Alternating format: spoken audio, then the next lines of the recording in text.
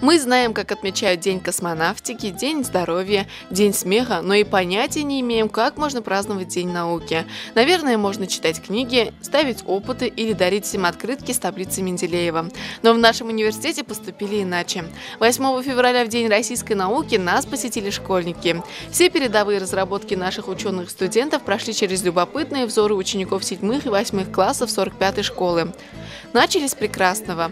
Юные эстеты познакомились с работами начинающих художников художественно-графического факультета.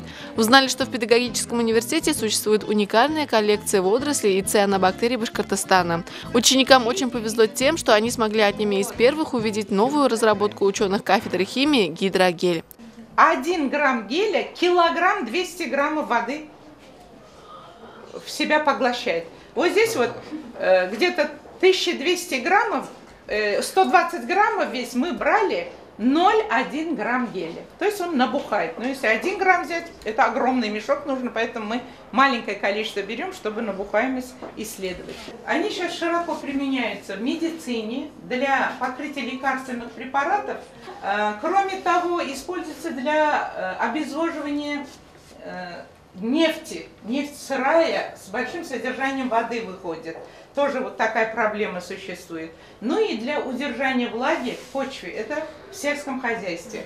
А вот в пробирке ДНК человека и ДНК медузы. Такого школьники точно еще в руках не держали. Еще больше ребята удивились тому, что в педагогическом университете есть настоящий зоомузей, в котором можно увидеть чучело медведей, волков и понаблюдать за живыми пираньями.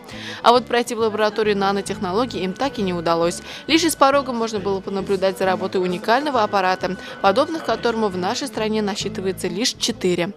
В регионе нашем она одна, всего по России их 4 штуки. Скажем, можно сказать, что мы лидеры по изучению данных свойств. Интересные опыты и встречи с людьми науки, конечно же, не оставили детей равнодушными. Может быть, этот День науки положит начало исследовательскому интересу детей и их будущим открытиям.